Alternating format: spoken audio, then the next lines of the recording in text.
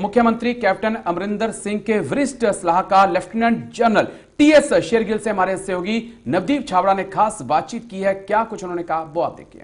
भारतीय सेना के महान शौर्य का प्रतीक चंडीगढ़ के अंदर हर साल मिलिट्री लिटरेचर फेस्टिवल का आयोजन किया जाता है, लेकिन इस साल आयोजित होने वाला चौथा मिलिट्री लिटरेचर फेस्टिवल कोरोना की वजह से कुछ बदला जरूर नजर आएगा। इस पूरे मामले को लेकर बातचीत करेंगे कि आखिरकार कैसा इस पर बदलाव देखने को मिलेगा। हमारे साथ टीएस शेरगिल जी हैं, लेफ्टिनेंट जनरल हैं, पंजाब के मुख्यमंत्री कैप्टन अमरिंदर सिंह के सीनियर सलाहकार हैं और इस मिलिट्री लिटरेचर फेस्टिवल के चेयरमैन हैं। उनसे बातचीत करेंगे। शेरगिल साहब, पहले तो बहुत बहुत स्वागत आपका JK 24/7 न्यूज पर। थैंक यू वेरी मच, बहुत मेहरबानी आपकी। हर साल शेरगिल साहब ये जो मिलिट्री लिटरेचर फेस्टिवल आयोजित किया जाता है, लेकिन इस साल जो 18 दिसंबर से ये शुरू होगा, क्या कुछ सबसे पहले जानना चाहेंगे इस फेस्टिवल के अंदर रहेगा और क्या कुछ बदलाव, क्योंकि कोरोना की वजह से काफी कुछ बदल गया है, क्या कुछ अलग देखने को मिलेगा? जैसे आपको मालूम है कि जब हम मिलिट्री लिटरेचर फेस्ट कर रहे थे पिछले 3 साल से, वो बड़ी अच्छी जगह पे था, सुखना लेक के बगल में वो किया जाता था और उसकी जो शान शौकत थी कुछ और थी, क्योंकि जो एकेडमिक या स्कॉलरली इवेंट होते हैं, पैनल डिस्कशन, उसके अलावा एक किस्म का मेला था बच्चों के लिए।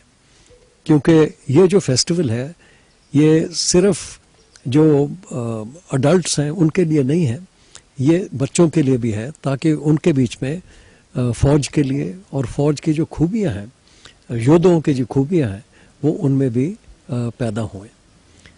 तो इस साल जैसे आपको मालूम है कि पूरे विश्व में कोविड छाया हुआ है और इसलिए हम जिस तरीके से कर रहे थे उस तरीके से हम कर नहीं पाए और हर एक चीज़ वर्चुअल होगी और ऑनलाइन।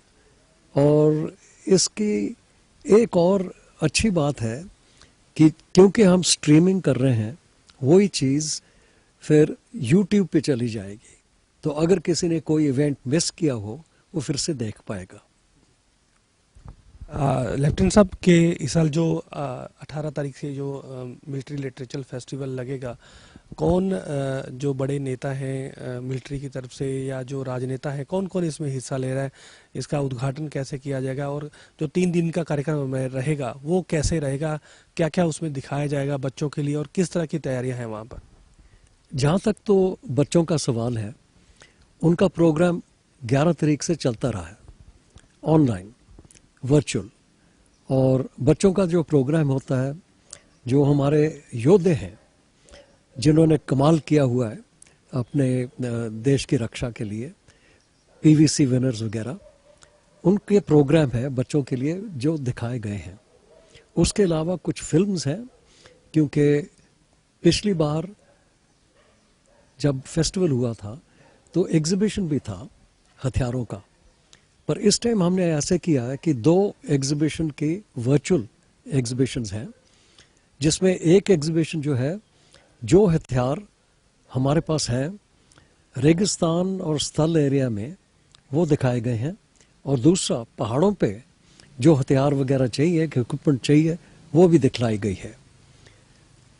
इस साल बड़ी खुशी की बात है कि ओपनिंग सेरेमनी जो है वो अपने रक्षा मंत्री श्री राजनाथ जी वो कर रहे हैं। ये होगी 10:30 बजे 18 तारीख को, और इसमें हिस्सा जो लेंगे वो होंगे अपने जो वेस्टर्न कमांड के GOCNC हैं, लेफ्टिनेंट जनरल RP सिंह, वो भी इसमें शामिल होंगे, और भूतपूर्व जो गवर्नर थे श्री NN वोरा, जो कि ट्रिब्यून ट्रस्ट के चेयरमैन हैं, वो भी शामिल होंगे, और ऑफ कोर्स चीफ मिनिस्टर साहब, हिज एक्सेलेंसी द गवर्नर, और उसके बाद श्री राजनाथ जी वो इस फेस्टिवल को ओपन करेंगे। तो किस तरीके की जो प्रदर्शनियां हैं वो रहेंगी? जैसे आपने हथियारों का जिक्र किया, क्या वायुसेना का भी इसमें कोई हिस्सेदारी रहेगी या कुछ और? 3 दिन के दौरान जो प्रदर्शनियां रहेंगी वो किस तरीके की रहेंगी? हम जो पैनल डिस्कशंस करते हैं जो कि मिलिट्री हिस्ट्री के ताल्लुक में है, और याद रखना मिलिट्री हिस्ट्री जो है, ये जो हिस्ट्री फेस्टिवल है, ये कई चीज़ें इसमें आ जाती हैं। कविता आ जाती है, जैसे आपको मालूम है कि सबसे लंबी कविता विश्व में वो महाभारत है, और महाभारत जो है वो लड़ाई के बारे में है। कई सिलसिले हैं महाभारत में जो कि लड़ाई के बारे में हमें बतलाते हैं, जैसे कि भीष्म पितामह। आजकल कहते हैं रूल्स ऑफ एंगेजमेंट बोलते हैं कि किस तरीके से लड़ाई जाएगी, और रेड क्रॉस वगैरह की क्या फैसिलिटी होनी चाहिए, नहीं होनी चाहिए।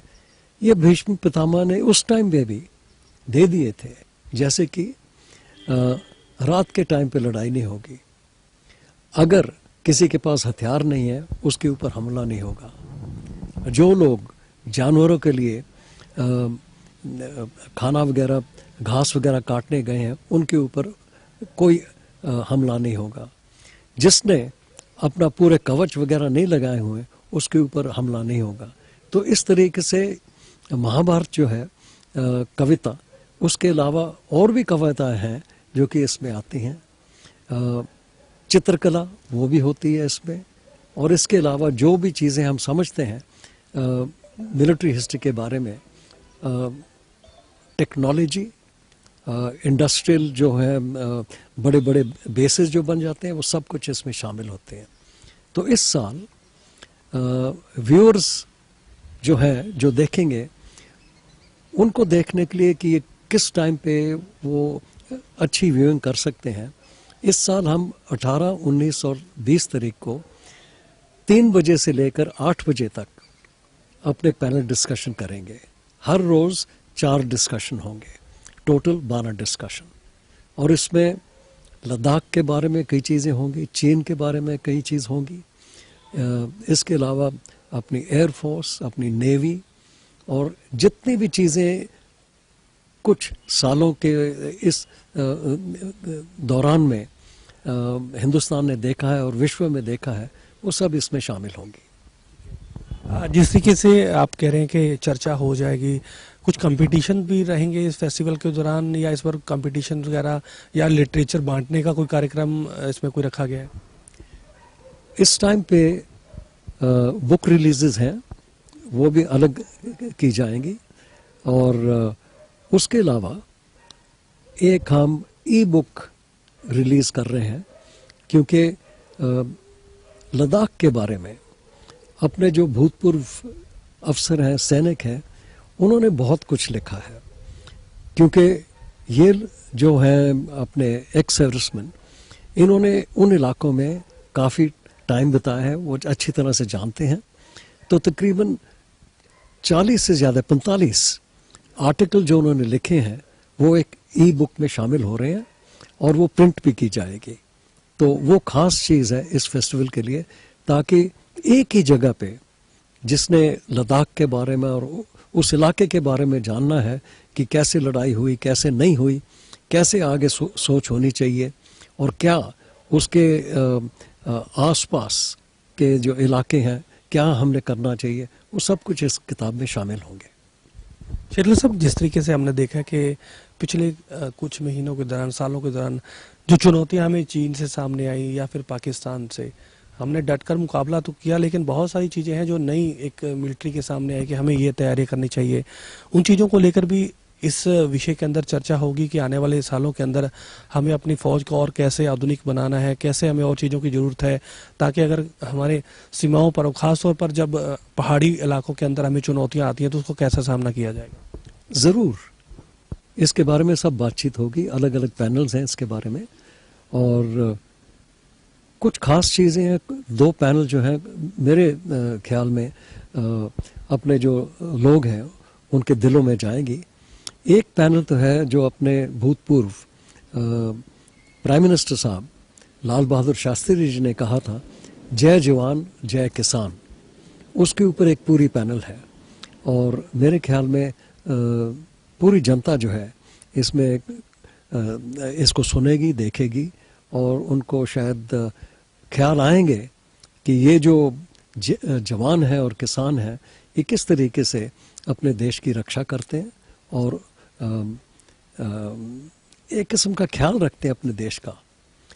दूसरा जो है बॉलीवुड पे है क्योंकि बॉलीवुड जो है अपने देश को और अपनी फौजों को जब वो अपनी फिल्म्स वगैरह निकालते हैं और उससे अपने जो फौज वाले हैं उनका उत्साह पैदा होता है। जैसे बॉर्डर निकली थी एक फिल्म, उसके बाद LOC निकली थी, एक और फिल्म अभी जो बनी थी सर्जिकल स्ट्राइक के बनी थी। अब अजीब बात यह है कि अपने जो कई मशहूर अभिनेत्री हैं वो फौजियों की बेटी हैं। अब आप देखो सुष्मिता सेन, ऐश्वर्या राय बच्चन, प्रीति जिंटा, प्रियंका चोपड़ा, अनुष्का शर्मा, निमृत कौर, गुल पनाग, ये सब फौजियों की बेटी हैं और उधर जाके बॉलीवुड में इन्होंने बहुत अच्छा काम किया है और इनका जो काम है विश्व में भी पहुंचा हुआ है। तो सोचने वाली बात है कि कैसे, क्योंकि ये फौजियों की बेटी हैं और फौज में रहे हैं कंटोनमेंट्स में वगैरह, तो किस तरीके से इनमें सेल्फ कॉन्फिडेंस आए, किस तरीके से इनको पता लगा कि भाई हम सिर्फ एक ही जगह के नहीं हैं, हम तो पूरे हिंदुस्तान को रिप्रेजेंट करते हैं। तो इसके बारे में भी कुछ बातचीत होगी।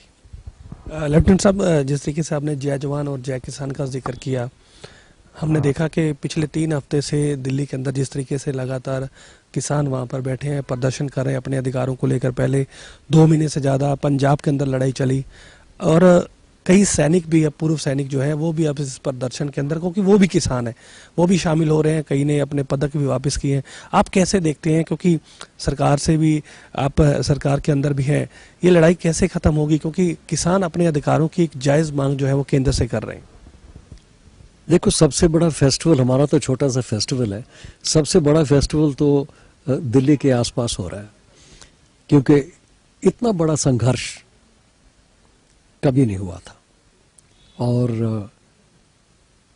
किसान समझते हैं कि उनका हक क्या है और इसलिए वो दिल्ली वगैरह पहुंचे हैं। अभी देखो सेंटर की जो सरकार है वो क्या करेगी। पंजाब सरकार जो है, इन्होंने तो अपने बिल पास कर दिए थे, क्योंकि ये भी बिल्कुल नाखुश थे जो सेंटर के बिल थे। अब ये जो संघर्ष है, खूबी ये है कि ये बिल्कुल पीसफुल है, शांतिपूर्ण है और माना जाएगा कि अपने जो पंजाबी हैं और बाकी जो आसपास के अपने जाट भाई, अपने जाट भाई जो है वेस्टर्न यूपी के, और जितने भी किसान हैं राजस्थान के, कई और उधर इकट्ठे हुए हैं। तो मेरे ख्याल में सेंटर को देखना चाहिए। अभी बातचीत चल रही है और पूरी उम्मीद है कि जो अपने किसान मांग रहे हैं उनके ऊपर बहुत गौर की जाएगी और जो भी कुछ वो चाहते हैं वो पूरा किया जाएगा। लेफ्टिनेंट साहब, एक आखिरी सवाल। कल एक पंजाब के एक विधायक हैं सुखपाल सिंह खैरा, उन्होंने कल एक प्रेस कॉन्फ्रेंस की और उन्होंने ये मांग कर दी है कि अगर सरकार को शंका है कि किसानों की मांग जायज़ नहीं है तो वो इन तीनों बिलों को लेकर पंजाब के अंदर रेफरेंडम करवाएं। हालांकि रेफरेंडम नाम का जब भी शब्द आता है तो बड़ा नेगेटिव उसका जाता है, कोई सरकार कभी मानती नहीं है और आज तक हमने देखा भी नहीं। क्या आप मानते हैं कि रेफरेंडम के जरिए इस चीज़ का हल निकल सकता है कि 3 बिलों को लेकर पंजाब के अंदर एक्सपेरिमेंट होना चाहिए इस मामले को लेकर, या फिर सरकार को बात किसानों की माननी चाहिए? ਜਿਹੜੀ ਗੱਲ ਤੁਸੀਂ ਕੀਤੀ है, जो बात आपने की है, ये मैंने अभी तक सुनी नहीं है, मैं आपको साफ बतला रहा हूँ। और आपको मालूम है कि संघर्ष है किसानों का, इसका फ़ायदा कई उठाएंगे, ठीक है। तो कई जायज़ उठाएंगे, कई नाजायज़ उठाएंगे और इस बात के ऊपर मैं कमेंट करना नहीं चाहता हूँ क्योंकि इसके बारे में मुझे अच्छी तरह से पता नहीं है। तो ये थे हमारे साथ लेफ्टिनेंट जनरल TS शेरगिल जी, जिनका साफ तौर पर कहना था कि किसानों की जो जायज़ मांगे हैं उसका पीसफुल नतीजा जो है वो निकलना चाहिए, सरकार को बात सुननी चाहिए। लेकिन मिलिट्री लिटरेचर फेस्टिवल चंडीगढ़ के अंदर 18 तारीख से शुरू होगा। खुद केंद्रीय रक्षा मंत्री राजनाथ सिंह इसका उद्घाटन करेंगे और लगातार 3 दिन तक अलग अलग मुद्दों पर सभाएं भी होगी, चर्चाएं भी होंगी, पैनल डिस्कशन भी होगी और खासतौर पर आने वाले समय के अंदर सैनिकों के सामने जो चुनौतियां हैं, चाहे वो पाकिस्तान से हो, चाहे वो चाइना से हो, इन तमाम मुद्दों को लेकर एक खुली बहस होगी, खुली चर्चा होगी, ताकि सैनिकों को और भी आने वाले समय में आधुनिक और भी मजबूत बनाया जा सके। कैमरामैन मोहन के साथ मैं नवदीप छाबड़ा, JK 24/7 न्यूज, चंडीगढ़।